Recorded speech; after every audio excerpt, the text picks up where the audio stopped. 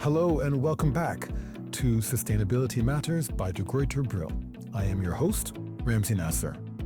As the planet continues to heat and the balance of global power shifts inexorably eastward, today we look at non-Western approaches in environmental humanities.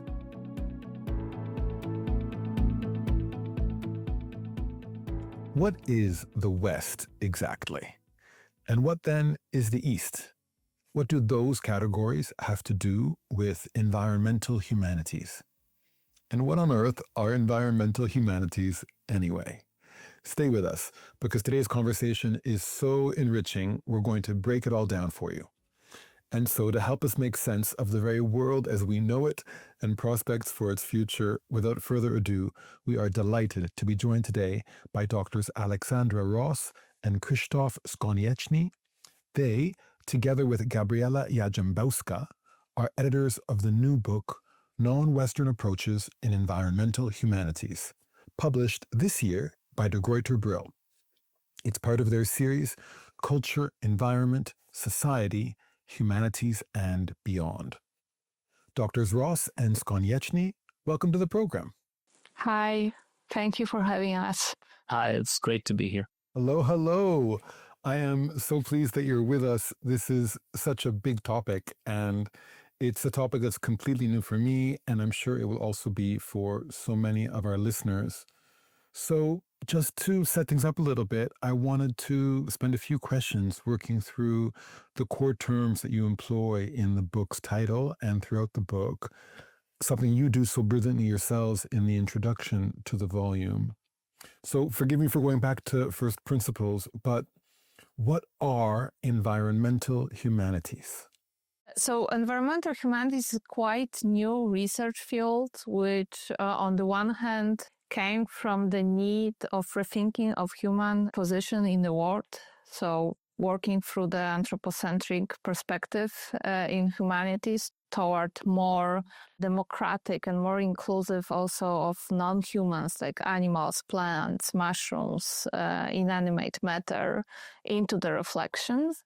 In terms of content, I think the environmental humanities span from everything like very classical humanist research on books or on works of art that include animal or environmental themes. For example, how a given animal or animals in general are depicted in this or that work of art or work of fiction, up to what I think is much closer to what Alexandra was saying, to using the methodologies of philosophy, of the humanities in general, in order to rethink our approach to the environment in a way that would be, at least in the minds of those researchers who represent the environmental humanities, that would be enriching in comparison to what natural science has to offer, and somehow that would also give a new perspective, so that both kinds of science, the humanities and the natural sciences, could learn from each other a bit.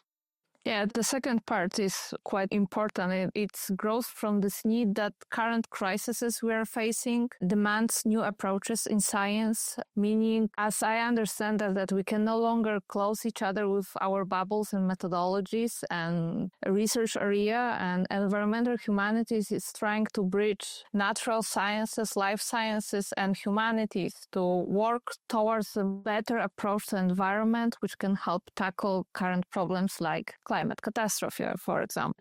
Fantastic. Very clear. Okay, so now we get into the more polemical side of the setup with regards to what you mean by non-Western. In geopolitics and in the news media, there's often talk of the West versus the rest. And one often hears the alternative formula of the global North versus the global South. You choose to renounce, and to very explicitly renounce, those sorts of framings. Why? I think that our main reason is that, especially in places like Poland, which are, at least in terms of intellectual terms, I think they are quintessentially semi-peripheral, because we do have a few examples of scientists or of humanists who made it into the world stage, but it's not something that's a regular occurrence. And culturally, we, in the 20th century, I think culturally we aspired to be a part of the West. So our idea is that from such a vantage point that you're not really a part of the West, but still not a place that is usually described as the East, you have a very nice vantage point to try to understand what it means to be outside of the West. So that's why we chose non-Western instead of, for example, Eastern, or, for example, Southern, in the meaning that is given to the global South, because obviously Poland is a part of the global North in economic terms. For example, it's part of the West, or at least it used to be a part of the so-called Second World. So it used to be part of what was called the East before 89. So it was part of the Eastern Bloc, of course, not a part of the Soviet Union, but still one of the close allies. And then it made its shift to the West. It's now obviously a part of the EU and of NATO. So geopolitically, very much in the West, but culturally, it still has this strange position. So we decided to use this vantage point as a place from which something interesting perhaps can be seen that is not necessarily seen in the, let's call it the mainstream Western, again, environmental humanities thought. Was interesting to us what Krzysztof was saying about this in-betweenness. Being in between West and East, as Poland is, and it's quite often debated if you are Central Europe and European Europe, and I always laugh, it's depending with who you are talking to. But also those research approaches, which are not so obvious. For example, researchers from Global South trying to use Western methodologies or trying to rethink Western methodologies in their context, or researchers from Global North trying to incorporate Global South point of view into those researchers. So we wanted to tackle these gray areas of these clear divides, which we really like the binaries. But what is for us more interesting is that something in between, not so obvious. Yeah, absolutely. The more one thinks about it, I personally get the sensation that there are far more people in the world who identify with the experience of being in the in-between than belonging to some uncontaminated center of anything. So I was really curious about this use of Eastern Europe and especially Poland that you used to illustrate this point. Are you both Polish, to be sure? Yes. And how did that really inform your work on this book? I think it was a starting point for our reflection. Exactly this not so obvious position of Poland also in academia. And also, I think it started from our own struggles as a young researchers, where we are trying to find our footing in this in-betweenness, with trying to do research more internationally, but also we wanted to talk about our local experiences, our local problems. And we quite often struggled with the way of telling those stories. We want to create a platform for other also young researchers from these in-between places to give them the voice and possibilities to speak up. So that was our motivation. Yeah, that's beautiful. Yeah. So instead of a binary, you propose thinking about Westernness and non-Westernness in terms of gradients. And you use specifically two gradients: geographic Westernness and stylistic Westernness. What do you mean by these two terms or categories? Oh yes, certainly. One of them, I think, is more obvious, the geographic Westernness. Even if we have some doubts when looking at a map if a particular country is Western or not. I'm thinking, for example, about Australia, which is, geographically nowhere near the West, but is certainly part of the global West. But in general, this first axis is very simple and geographic, but the other one, we call it stylistic because I think we didn't want to call it theoretical, or because it's not only that, because it's not just the theories that are used, but also exactly the kind of style that is considered academic or non-academic. Academic writing differs between the mainstream Western way that academic thinking or academic science is done and other possible ways. So obviously, in the second kind of axis, we meant the fact that somebody can use this non-Western style of thinking, regardless of them being from the West or not from the West. So Western thought has done a lot to undermine its own Westernness. We give the example of Bruno Latour in the introduction, saying that, okay, if the quintessentially Western style is the style of modern science, then saying something like, we have never been modern, is in the way we understand stylistic Western as quintessentially non-Western stylistically, because it undermines this whole way of doing science. And on the other hand, we have a lot of people, well, pretty much right now everywhere in the world, who aspire, again, stylistically, in the sense of the way they do science, even the way they do the humanities, they aspire to the Western style.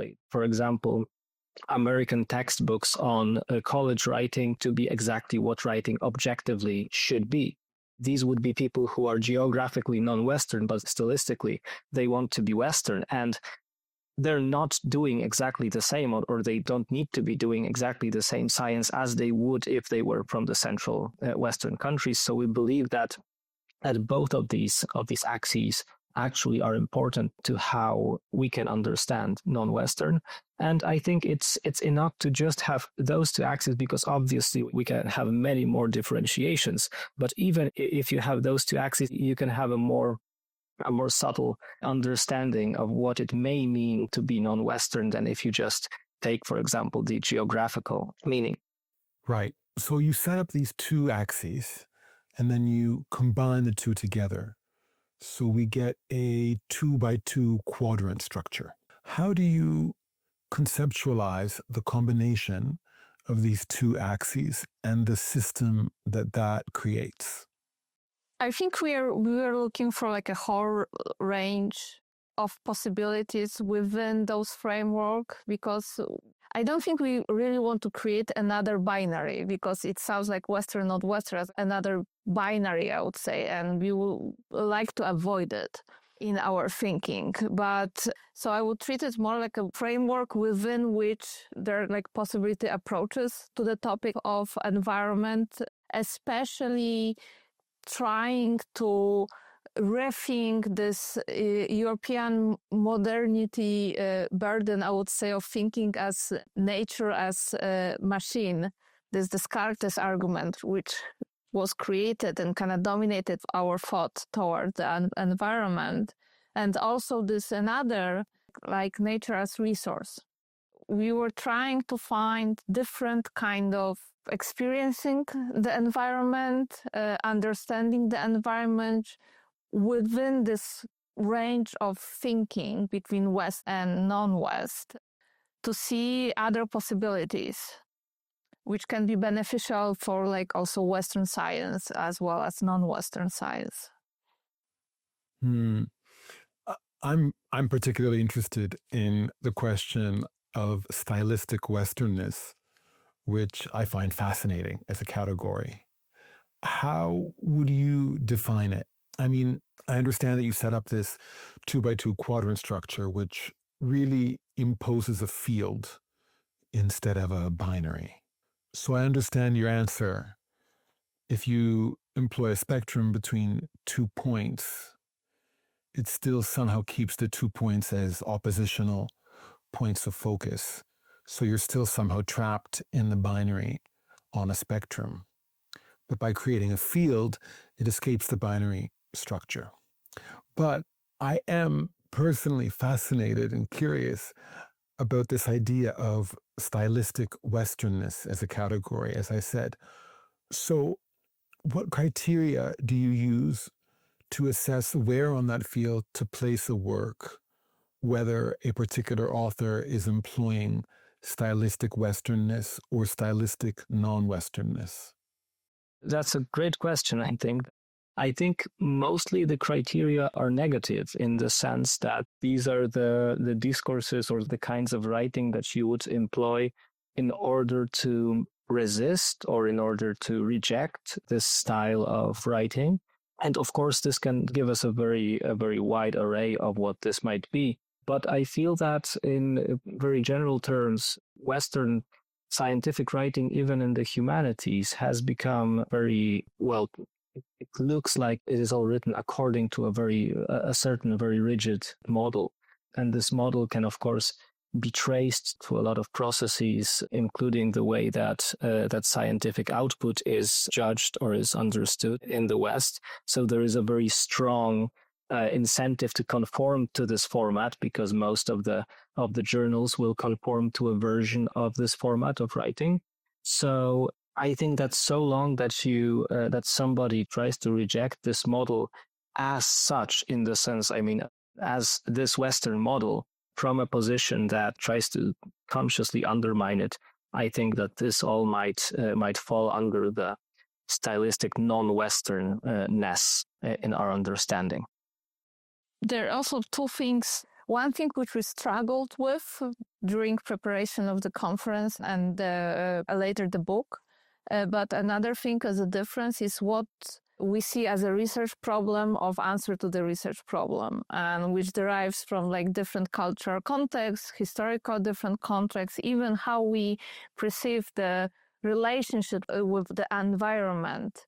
And the consequences of those relationships can look completely different depending on the point we are talking through. Also, how the problem is positioned is one thing we can also see from where is speaking. And another thing which we struggle is the language. I mean, the conference and the book is in English, so it will be more approachable towards a wider audience. As editors, we had this discussion about how we can make non-Western more audible if we are forced to use language uniformity like English. So this is the problem which we didn't solve, also because of some practical constraints, I would say, but we're very aware of it, that it's completely different when you speak and write and think in a foreign language than to your native. And you express differently, and the problems and research sounds differently depending on the language. So this is also what needs to be taken into consideration, I think, when we're thinking about those access as well. Yeah. Now that you say that, that makes a lot of sense, that you're in a highly Western space. And so you have to employ the formats and languages and approaches of the Western academic space. And yet, at the same time, argue for the value of non-Western approaches.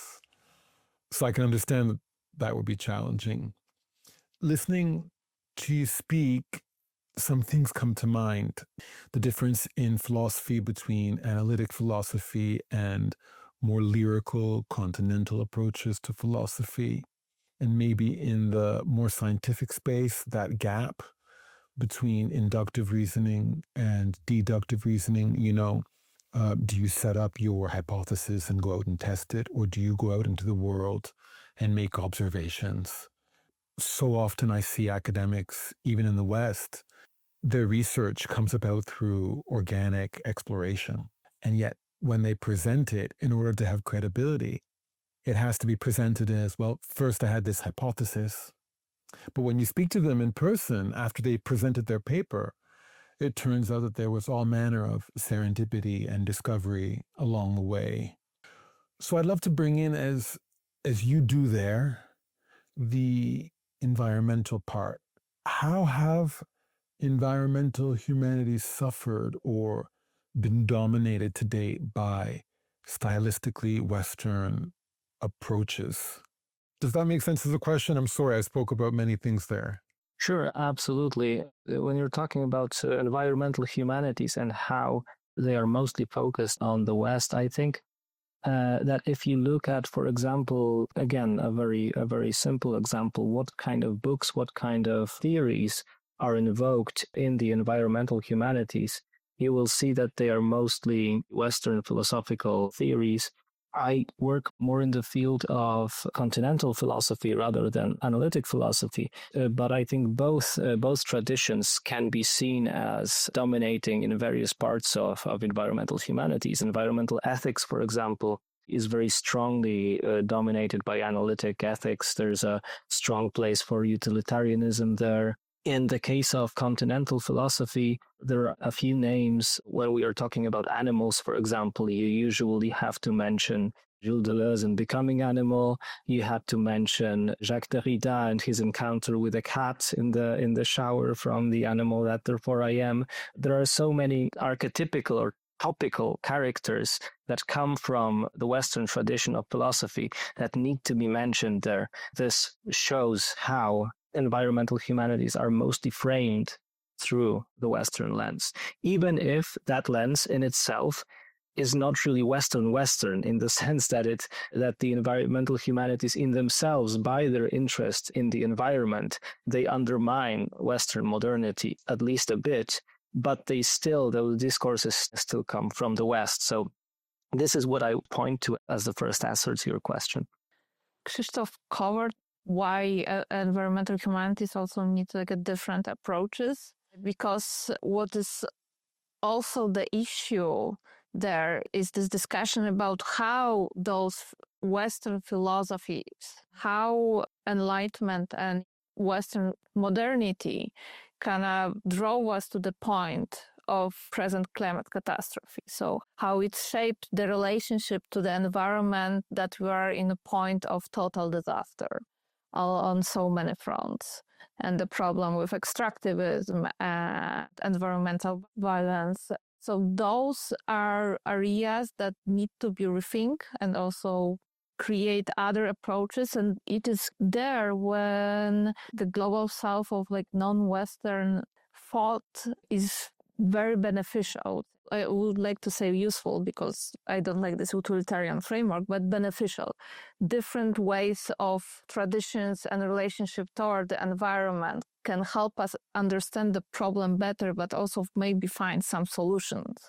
Right. Okay. So now we have this field created by the intersection of these two axes. And forgive me, I really appreciate you indulging my questions on this, but I'm really curious about this category of thinkers who exist geographically in the West, but stylistically employ a non-Western voice. I understand that you engaged in a kind of mapping of different thinkers into these different categories and plots on your field. I would love to hear more about the thinkers that you mapped into this geographically Western but stylistically non-Western category. As we mentioned earlier, I would think that people who especially try to rethink Western modernity would fall into that category in our understanding. We give the example, as we already said, of Bruno Latour. He's saying we have never been modern. We could add probably some very quintessentially Western thinkers. I mentioned Jacques Derrida, who would also is being an inspiration to a lot of post-colonial theory, for example, is, I think, a good point to see how he, while working from the West, he undermines the Western kind of thinking, at least in certain points. In the introduction, we mentioned Gayatri Spivak in this context, not in the context of a Western, non-Western thinker, but in the context of a thinker who uses Derrida's framework against, for example, Deleuze and Foucault. And she says that while those two, they want to be non-Western thinkers because they want to put the Western idea of the subject into question, they actually do it in a way that it reinforces this subject. But on the contrary, Derrida, she claims, does it in a much more, he didn't want to use the word useful, in a much more beneficial way. I think this would be these kinds of thinkers, the thinkers that can be actually beneficial to people who want to, from any part of the world, who want to undermine this Western modernity kind of thinking in its most detrimental aspects, because neither we nor, for example, Dipesh Chakrabarty, who we interview at the end, we do not really wish to undermine modernity as such or Western modernity as such. We just want to map out some of the alternatives and see how they can be beneficial for thinking the environment. I can't help but think of Edward Said whenever addressing questions of the West and the East. He famously argued for a kind of universalist contrapuntal reading of any given field that both acknowledges difference but also embraces a kind of universal human patrimony of works that might otherwise be characterized as exclusively Western, so as to avoid a kind of absolutist standoff. How do you and your contributors navigate critiquing the West without at the same time jettisoning, its valuable contributions? I don't think that our contribution and us directly criticize the West. It's more of a trying to build new kind of dialogue between those approaches within the text, or showing the possibilities of using even Western methodologies within non-Western kind of problems of approaches, or trying to show how they can work together. I would say that it's more about acknowledging the difference, but also trying to build a platform between those two voices. I think you said it perfectly. And what we didn't want definitely was to fall into the trap of automatically saying that everything that's Western is bad, so automatically everything that's anti-Western is good, because there are a lot of obvious examples. For example, there are a lot of ways to criticize Western medicine if you understand it as a whole system. That is the institutions, the science, and so on and so on. There's a lot of very good ways to do that. But there's also a lot of very stupid ways to do that we have seen emerge, especially through the COVID pandemic, for example, with the anti-vaccination movements and so on and so forth. So we wanted to show useful, again, beneficial alternatives rather than an all-out critique that would try to efface everything that has been done in the West, whatever that would mean. And I think the interview with Dipesh Chakrabarty, Krzysztof mentioned at the end of our book, very nicely points out to this non-obvious and non-needed as well critique of the West. More of what Chakrabarty was saying is trying to see what from non-Western approaches can be helpful in building better relationship with non-humans, more inclusive and less oppressive ones, than critiquing the West, because he said very explicitly that a lot of also global South countries or non-Western countries benefited from the Western modernity as well. In the medicine, it's a very interesting example, because a lot of progress in medicine couldn't happen without testing the drugs on animals, which is ethically problematic as well. But it makes people's lives better. So we also have to have those discussions within it. You mentioned earlier, Alexandra, that the book came out of a conference held 3 years ago at the University of Warsaw. And in the introduction to the book, you write, quote, "The conference aimed to build upon existing debates in the fields of environmental and post-colonial studies, while also initiating new discussions on the relationships between humans and the non-human environment that challenge the dominant Western perspective," end quote. Would it be fair to say that the whole project here is both inherently interdisciplinary and also emphatically puts post-colonial studies into the heart of it? Would that be a fair depiction of the work here? I think we would definitely agree with the first part of that characterization, in the sense that we all come from an interdisciplinary milieu environment. Gabriela Jarzembowska and myself, we still work at the Faculty of Artes Liberales, which is an interdisciplinary faculty very, very interested in the intersection between the humanities and the natural sciences. Yeah, so this is the way we think, and this is the only way that you can really approach these problems if you want to have something that's both humanist and environmental, because you cannot have good knowledge of the environment without taking into account what has been done in the natural sciences. So you always have to be a bit more than a humanist. And also within the humanities and the environmental humanities, there are a lot of different disciplines, from literature studies to linguistics to philosophy, obviously, to art history, which are all somehow can contribute to, well, the environmental issues. So yes, absolutely, this is definitely an interdisciplinary endeavor.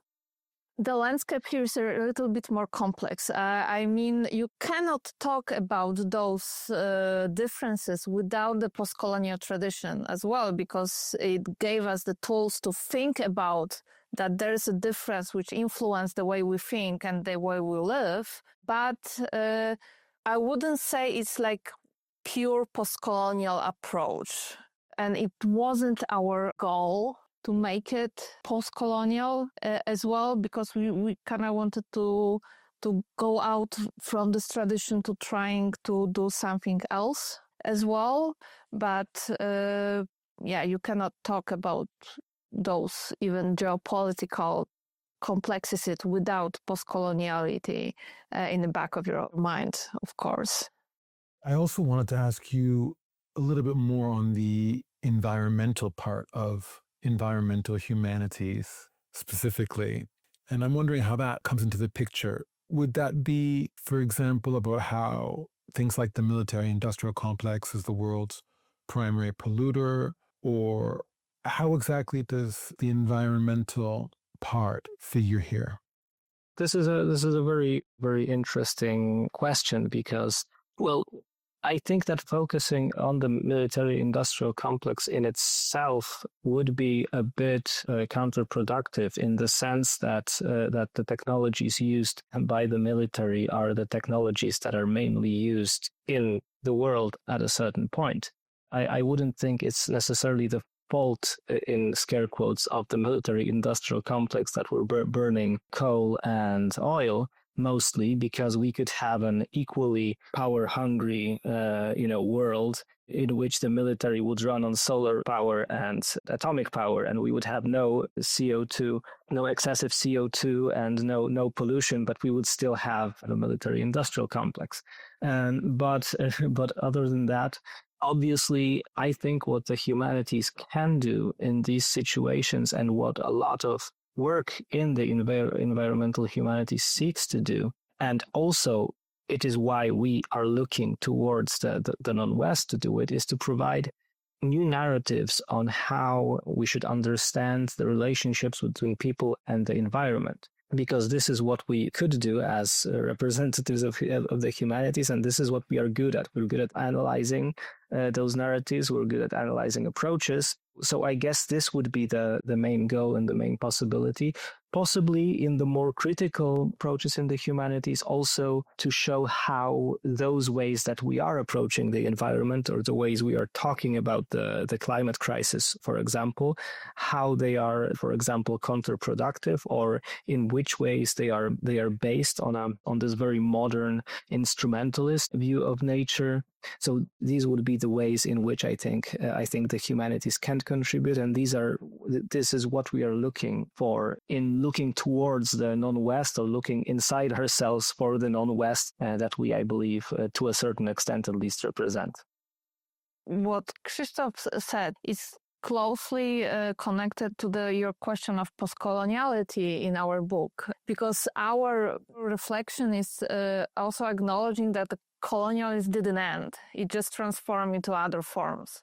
And the way we produce knowledge is also a form of coloniality into some degree. So what our book was trying to do is to show different ways of producing knowledge about environment. And different kind of narratives which can be complementary but also even better than the Western way of thinking. So this is the strong post-colonial approach in our book, and our authors treated the environment like a main hero of their stories, from Islamic thought on climate change to legal aspects of documents on protection of environment, which impacted globally how we approach them, to how environment can help rethink queerness in India, for example. So this book shows, and for me, it's a beauty also of environmental humanities, that right now we know we cannot think about ourselves, our lives and history and future and present without the non-humans, because they are like part of us, from our microbe in our organs to the way we live in a city, for example. That's a true beauty of environmental humanities, I would say. I almost want to end it there. As we do move towards wrapping up, I do think you're absolutely right, Alexandra, to emphasize the richness of this volume.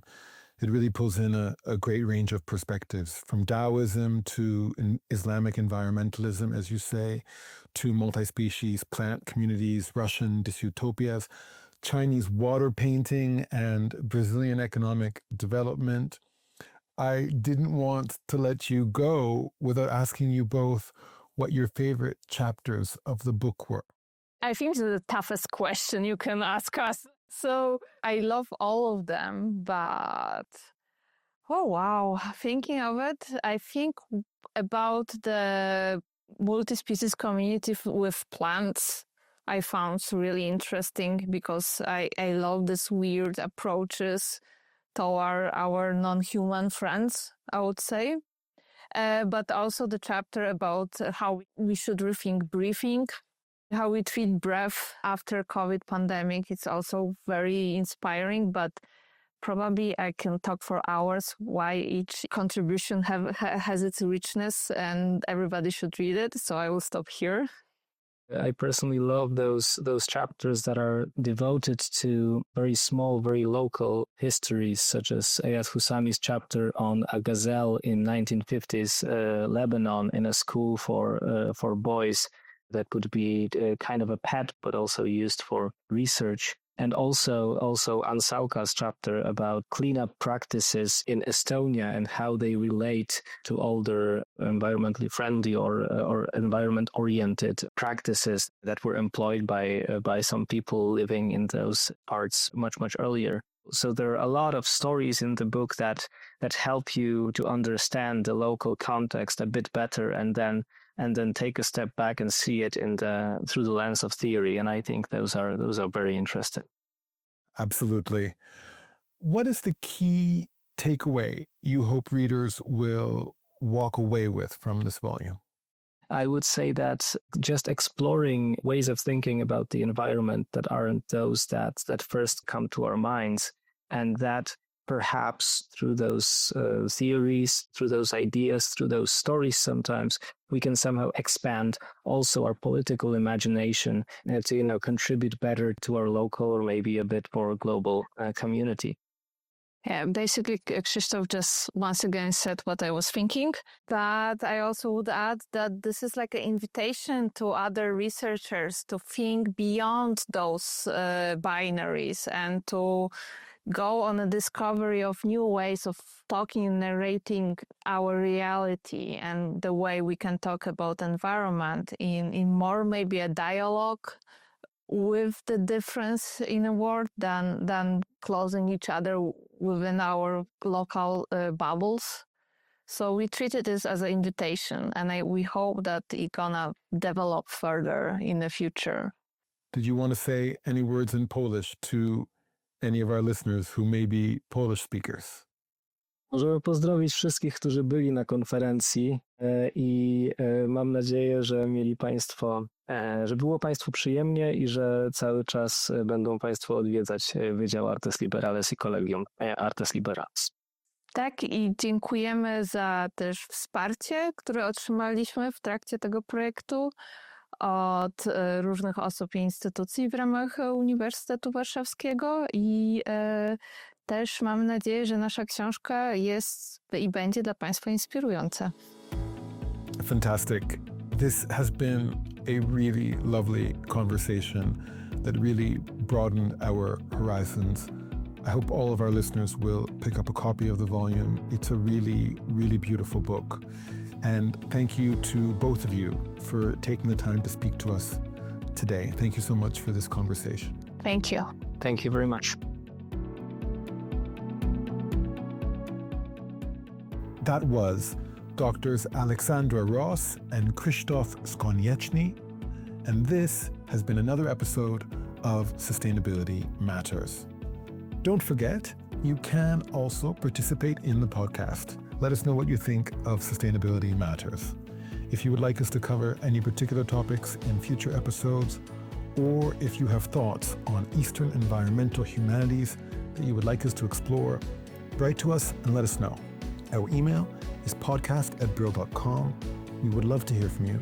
And if enough of you write to us about Eastern environmental humanities or any other topic related to sustainability in scholarly publishing and beyond, we do promise to explore it in another episode.